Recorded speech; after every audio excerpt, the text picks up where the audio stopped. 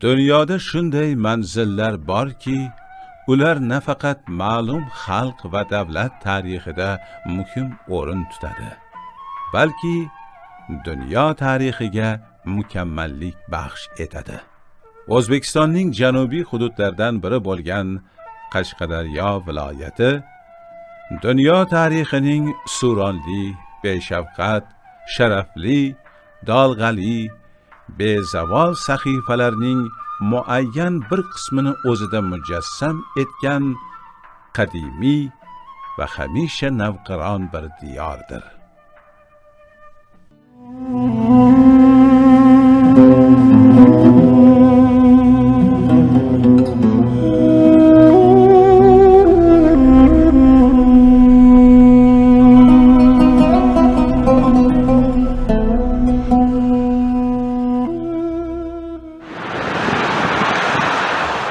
Qashqadaryoning o'ng sohilida, Qarshi-Koson yo'lining 12-kilometrida joylashgan Yerqo'rg'on qal'asining xarobalari ulkan shaharning bizgacha yetib kelgan o'rnidir.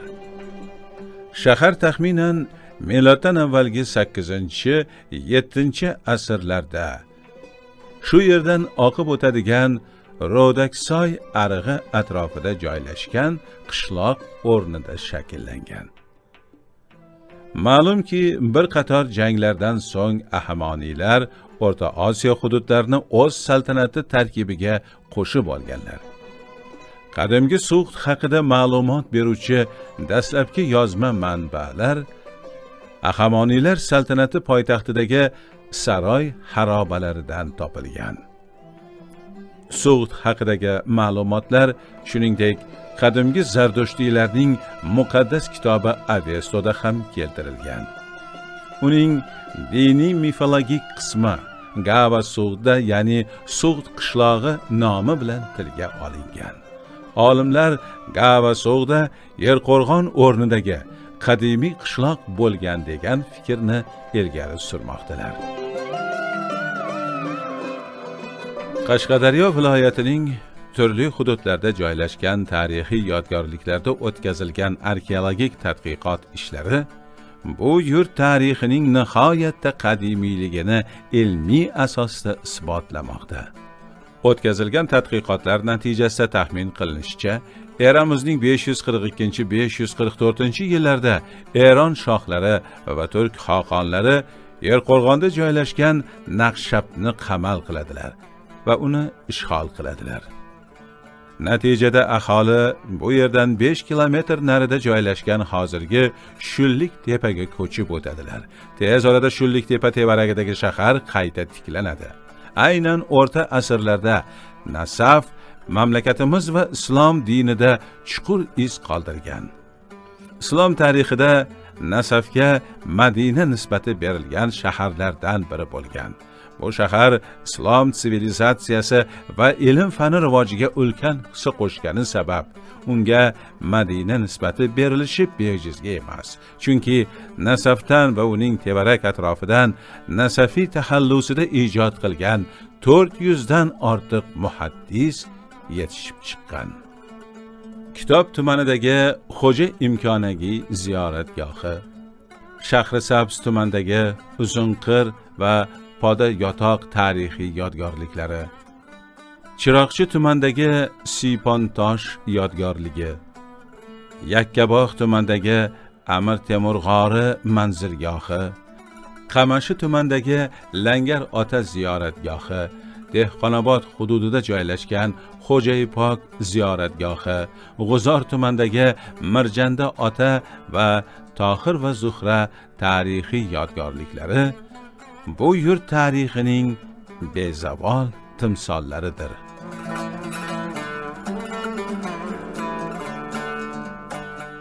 Mustaqillik yillarida Qashqadaryo viloyatidagi tarixiy madaniy yodgorliklar o'z kechmishining yangi sahifasini boshladi.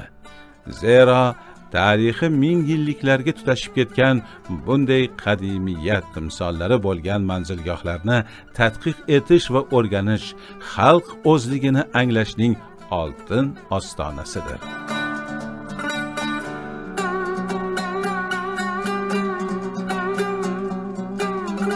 Qashqadaryoda ilm, ma'rifat, iqtisodiyot, madaniyat va san'at hamisha rivojlanib kelgan.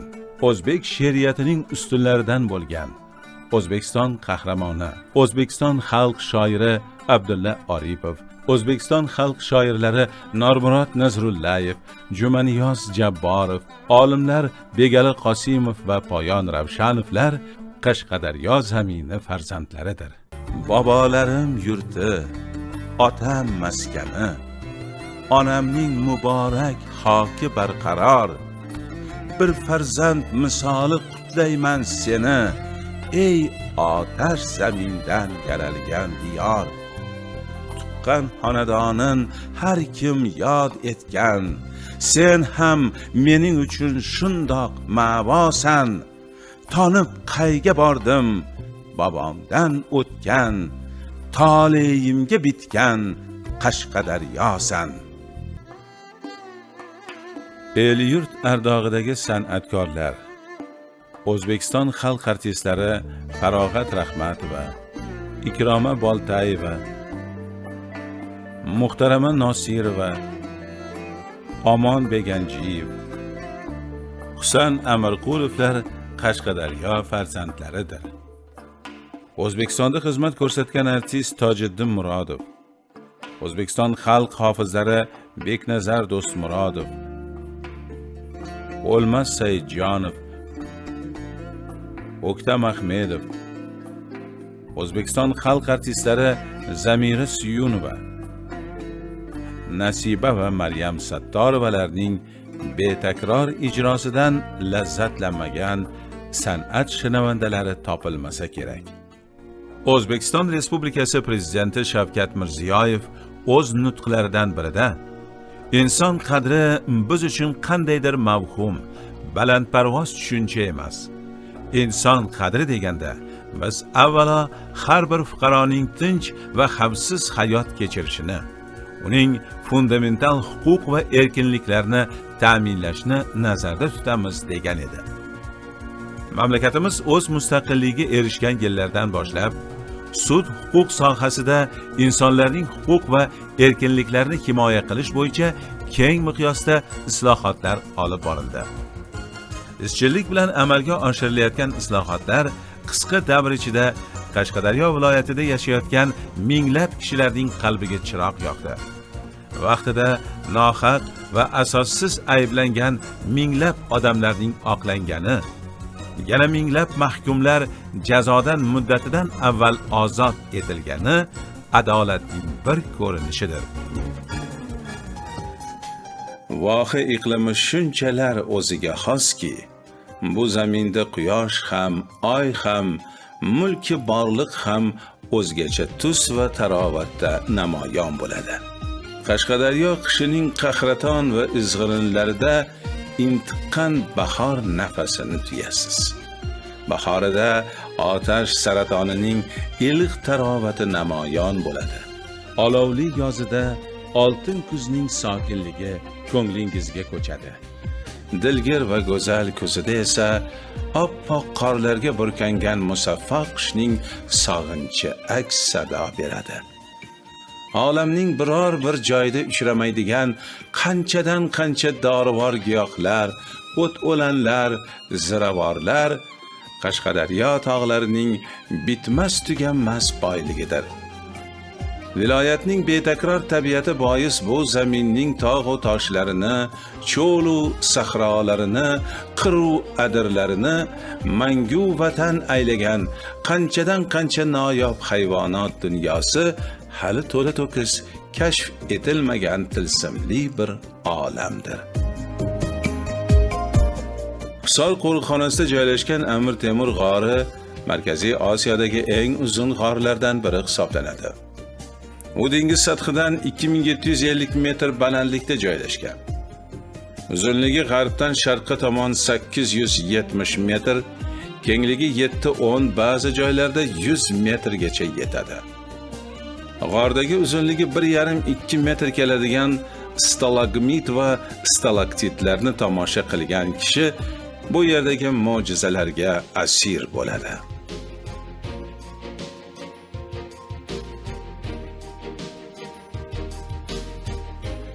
Qamashi tumanidagi Maydanak astronomik observatoriyasi 1970-yilda ochilgan.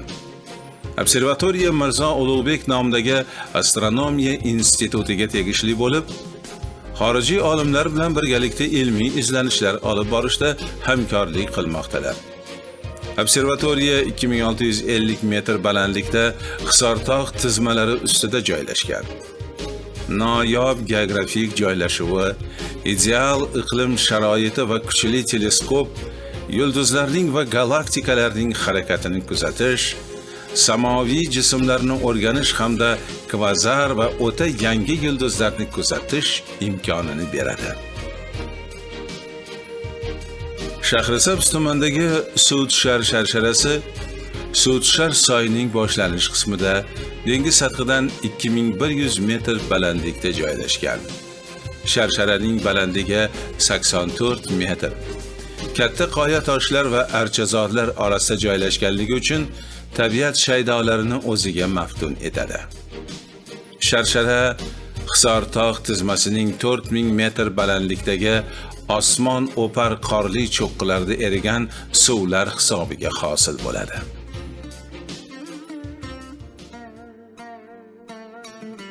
Shahrisabz tumanida joylashgan Hazrati Sulton cho'qqisi O'zbekistonning eng baland nuqtasi hisoblanadi. Voha iqlimi va tabiati shunchalar o'ziga xoski, bu zaminda quyosh ham, oy ham, mulki borliq ham o'zgacha tus va tarovatda namoyon bo'ladi. 5 kun ko'rmasang bo'lmas, xumori bor bu yurtning, g'anim suqukor qilmas, tumori bor bu yurtning. Vohasi bor, cho'llari oftob o'ynab kuymagay, vodiysi bor, ellari mehmon kutib to'ymagay. Ayting, jannatni ko'rsa kimning mehri iymagan, qishi, kuz, saratoni, bahori bor bu yurtning.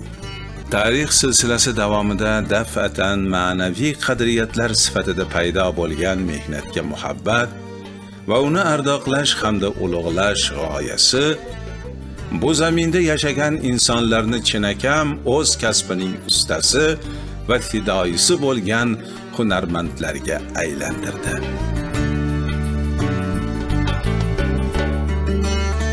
Vohada kulolchilik, zardozlik, etikdozlik, nonvoylik, temirchilik, holvagarlik, kashtadozlik, zargarlik kabi kasbi korlar xalq hunarmandchiligining oliy namunasi sanaladi.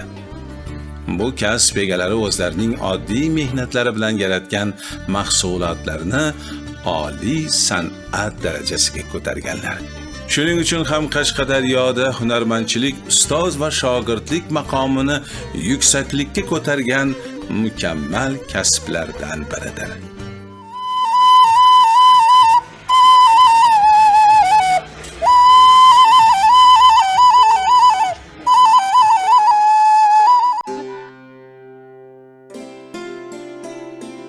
Kitob va Shahrisabz tumanining kashtachilik va zardozlik, Chiroqchi va Yakkabog' tumanlarining temirchilik va bo'yrachilik, Qamashi va G'uzor tumanlarining gilamdozlik,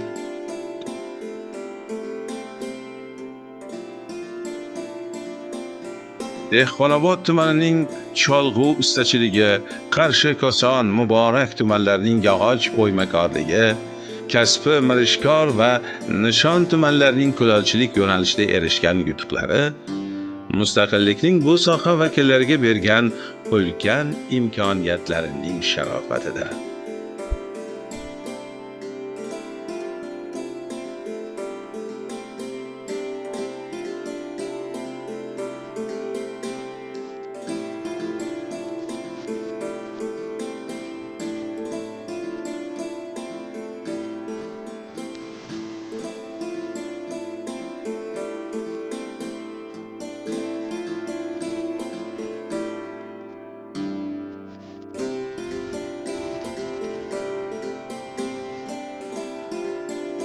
Qashqadaryo viloyati chinakam insoniylikni umr mazmuni deb biladigan insonlar yurtidir. Ular mardlik va jasoratni, ezgulik va yaxshilikni, mehr va oqibatni azaldan ulug'lab yashab keladilar. Qashqadaryoda mujassam bo'lgan ulkan moddiy va ma'naviy boyliklar, iqtisodiy va intellektual salohiyat, ayniqsa keyingi yillarda yorqin namoyon bo'lib, butun el yurtimiz manfaati uchun xizmat qilmoqda. Erishilayotgan yutuqlar avvalo viloyatda istiqomat qilayotgan 3 milliondan ortiq aholining obod va farovon hayot kechirishlariga qaratilgan. Bir paytlar Qashqadaryo deganda odamlarning ko'z oldiga cho'l va biyobonlar kelardi.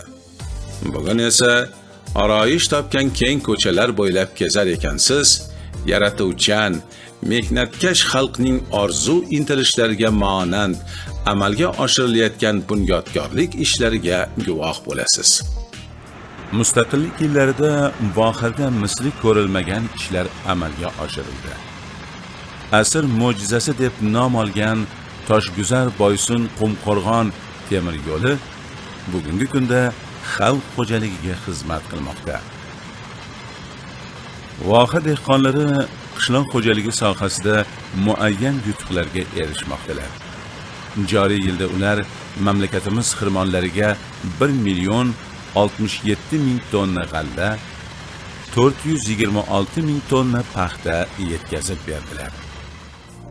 Ma'lumotlarga qaraganda bugun yurtimizda qazib olinayotgan neftning 67%, gazning 64 va gaz kondensatining 87% aynan Qashqadaryo viloyati hissasiga to'g'ri keladi.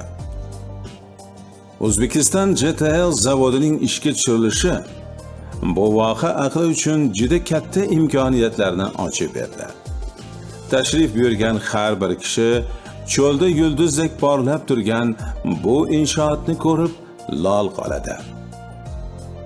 Ushbu loyihaning umumiy qiymati 342 milliard dollarni tashkil etadi. Yiliga 1,5 million tonna yuqori sifatli va ekologik toza sintetik yoqilg'i, jumladan 307 ming tonna kerosin, 724 ming tonna sintetik dizel yoqilg'isi, 437 ming tonna nafta va 53 ming tonna suyultirilgan gaz ishlab chiqariladi. Korxonadagi zamonaviy asbob uskunalarni o'zimizni qashqadaryolik yoshlar boshqarmoqda. Ular bir emas, bir nechta tilda bemalol so'zlasha oladilar. G'uzor tumanining zavod atrofida joylashgan qishloqlarda yashovchi yoshlar orasida aniq fanlarga qiziqish ortib, gigant zavodda ishlash maqsadi ustuvorlik qilmoqda. Yodingizda bo'lsa, zavod ishchi xodimlari bilan muloqot chog'ida davlatimiz rahbari biz qancha og'ir bo'lmasin, mamlakatimizni rivojlangan davlatlar qatoriga olib chiqish va xalqimiz uchun munosib turmush darajasini yaratish yo'lida marrani baland olib ishlash va yashashga o'rgandik. Ana shunday ulug' maqsadlarga qiyinchiliklardan qo'rqmasdan yangi bilim va texnologiyalarni egallab, barchamiz birgalikda harakat qilib, albatta erishamiz deya ta'kidlagan edilar. Do'mbira chertilmoqda. Baxshi diliga quyilib kelayotgan so'zlarni ohangga solib terma aytadi. Uning termalari ona xalqning hayotidan, o'tmishidan, ertangi orzu umidlaridan so'zlaydi. Tinglaganingiz sari bu go'zal san'at sehriga, ijrochining mahoratiga asir bo'lasiz. Yurtimiz manzillari munavvar va betakror. Baland binolar, yirik sanoat korxonalari, mehmonxonalar, ta'lim maskanlari, istirohat bog'lari, dam olish xiyobonlarining yonida qad rostlagan favvoralar esa amalga oshirilgan ishlar ko'rkiga ko'rk bo'lib tushmoqda. Bugun mamlakatimizda kechayotgan tarixiy o'zgarishlar yurt tinchligi, xalq farovonligi hamda vatan taraqqiyoti yo'lida olib borilayotgan keng ko'lamli islohotlar avvalo inson omilini e'zozlashga, uning qadr-qimmatini ulug'lashga yo'naltirilganligi bilan e'tiborga molik bo'lmoqda. Hayotdan mamnunlik hissi insonni zavq bilan yashashga, uning istak niyatlarini namoyon etishga unday beradi. Agar har bir vatandoshimiz o'z oilasi bag'rida baxtiyorlikni his etsa, bu vatan taqdiriga daxldorlik hissini namoyon etadi. Marvarid voha Qashqadaryoning har burchagida ajdodlar merosini ulug'lashdek sharofatni, kelajakni yanada nurli qilishdek shijoatni, vatanga daxldorlik shafoatini anglaysiz.